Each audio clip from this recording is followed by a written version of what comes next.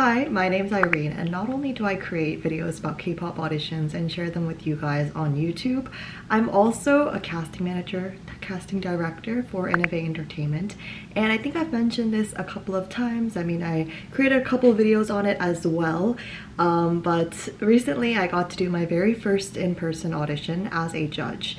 So in this video, I'm going to be going over some tips that I think might be resourceful for you guys who are auditioning, and this is not only applicable for in-person auditions, but also online ones. Now, inavae Entertainment has been hosting a lot of different auditions, and I got to go to the one in New York, and I'm living in Toronto currently, so it was like an hour flight away. It was pretty cool. I mean, not my first time in New York, but it was my first time, I guess, like traveling solo outside of the country. So that was pretty cool. About working for the entertainment itself, I have so much I want to share. Let's just say if you guys knew everything, you guys would be shocked. But for now, that's not the point of the video. I'm not going to be talking about my experiences with the company. I'm going to be talking about some of the auditions I saw and some pointers that I think you guys could benefit from. All right, let's get into it. So I have my notes here and I'm going to be kind of going through them. So firstly, how important eye contact really is in contributing to your stage presence. Now, online auditions, I always say, guys, when you're filming your audition video, you have to look at the camera. If your eyes are closed for majority of the video, this goes for the same category mainly, then you are not able to make a connection with the camera and with the judges ultimately. And dancing as well, if you're looking at somewhere else while you're performing, it's just like a little off-putting. Now, in these in-person auditions, there are a lot of people I saw where they were only looking into the camera. But I think the best option that you could take is to occasionally look at the camera, but then also make eye contact with the judges. Not only just one judge. I mean, if there is one judge, good. You can go back and forth between looking at the camera and then looking at the judge.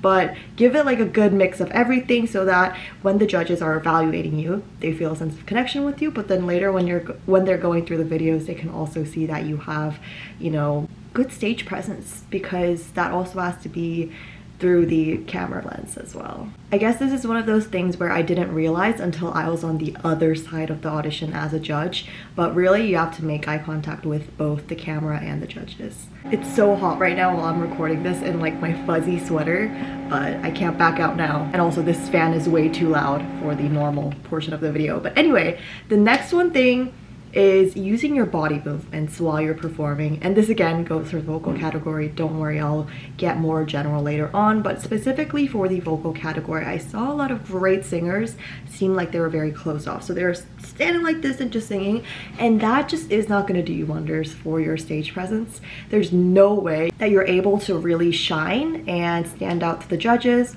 unless you have like the best voice ever. It's really hard to make the judges feel impressed or be impressed with your performance if you're just standing there and singing, because what you're really doing is auditioning to become an idol, and being an idol also means being able to really play around with the stage. So use body movements to your advantage. This might sound obvious, but a lot of people kind of freeze up in the moment, so just really relax and enjoy the song. That's what the judges want to see. Now, one of the girls auditioning actually asked us, can I snap while I sing? And while yes, you can, and I think that performance was like pretty good, like the snapping wasn't distracting the performance, that is, but it's better to just, you know, rely on your body movements that doesn't involve snapping, maybe once in a while. But if it's a little too repetitive, that can also be distracting apart from the performance itself. So make sure you're doing moves that are natural to you. It doesn't seem too planned or robotic in a sense, like where you planned it like, oh, at this part I have to do this body movement. The judges can clearly tell, so make sure it's very natural. And the worst thing I saw are body movements that are like completely unrelated to your performance. So sometimes people like have a habit of just walking around while they present something, like let's just say a presentation, and you know how sometimes that can be a little bit distracting. Same thing goes for singing. I saw a lot of people actually just like swinging their body around, you know, like swinging their arms around unrelated to the beat, so like off beat, and it was just more like a habit thing rather than keeping yourself on beat. So things like that you do not want to have. It's really just going to be a distracting factor. Now for the dance category, a lot of people did not know the timestamp of the song choice that they wanted to dance to, please prepare that. I mean, having your performance as prepared as possible is great. So not only do you want to know the timestamp of the song, you also want to know the song name and the artist, of course. Spell it out if you can't pronounce it properly, and also be prepared to have a recording on your phone just in case the judges want you to plug something in and connect it to the speakers. How we did it was like we just asked for the song name and artist and then the timestamp, and then I played it from my device, which I think was quite simple, but a lot of people didn't know when they wanted it to start, so that was a little bit awkward. You don't want to waste the judges' time, especially if it's a busy audition. This one is so important, so if you don't take anything away from this video and you think it was useless, just listen up for this specific part.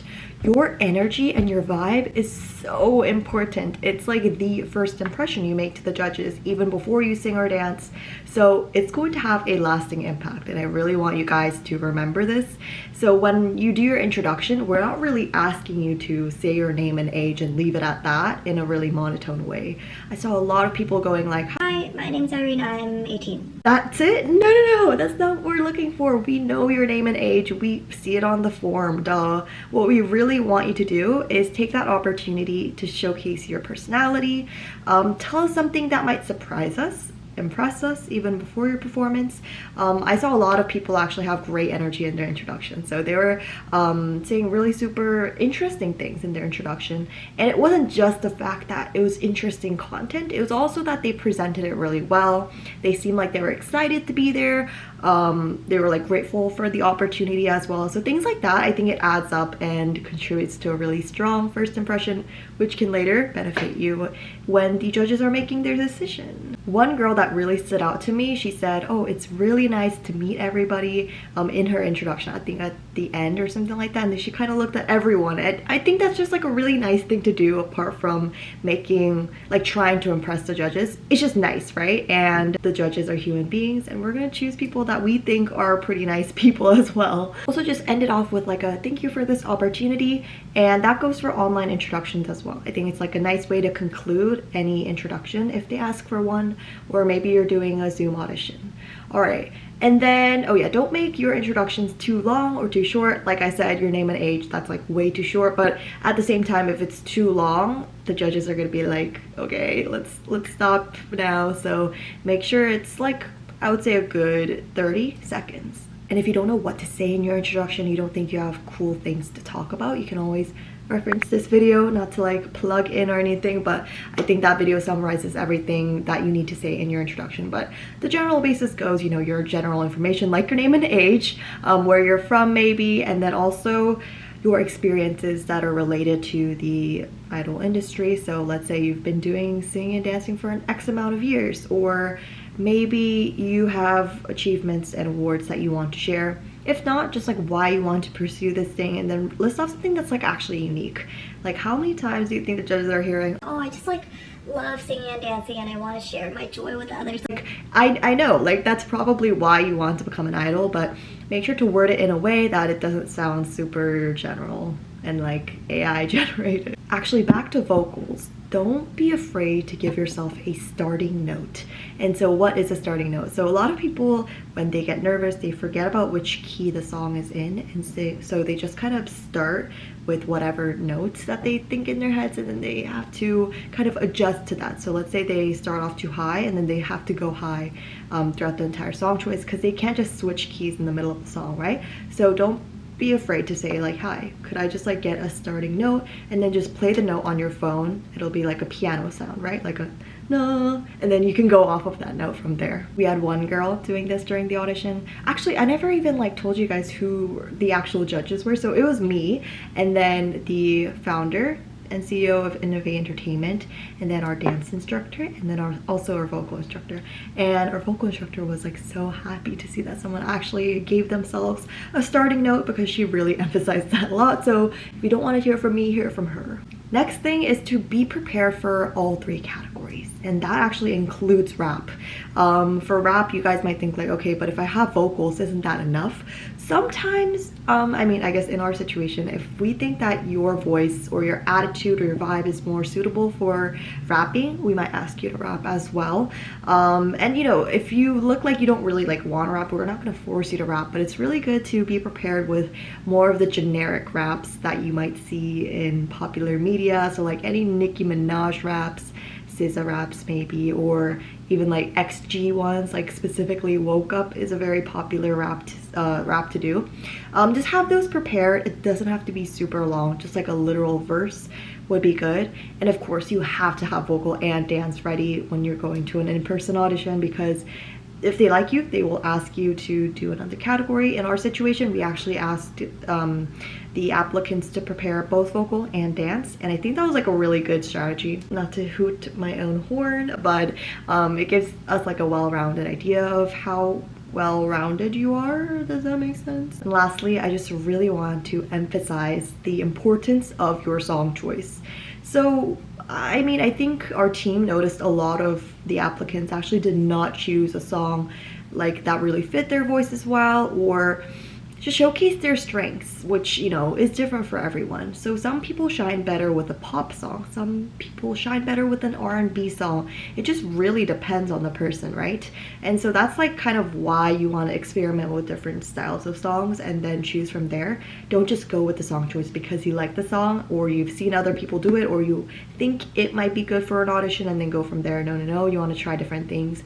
And then ask like people around you to like vote, like ask them which one sounds better with your voice, what do you think sounds the most impressive, what goes along with your voice the best, and then choose that one because it's so important. One song choice that I really enjoyed in particular was Love on the Brain by Rihanna. I think that's a really strong song choice. Now that is only if you are down for it. Like, it's not an easy song to sing at all whatsoever, but if you think you're like pretty good at vocals, give it a try. That's pretty much it for the tips, but I quickly want to mention, if you were there at the New York audition for inavae, thanks for coming. It was great seeing all of your auditions. I think I posted this story right after being like, wow, I'm like so impressed by like everyone, and it was actually true. Like, I'm not even lying. I don't know what kind of expectations I had coming into it, but it was like way beyond whatever I thought would be, I guess. And there were so many talented individuals that came to audition. I mean, some of you guys even recognized me at the audition, which is great to see. Really experienced my 5 seconds of fame there. No, just kidding. But yeah, it was really cool to see and lovely experience. I saw people asking on the inavae posts, like if I'm going to the other auditions, like the one in Korea, and I'm actually not. And I'll see you guys in the next one. Bye!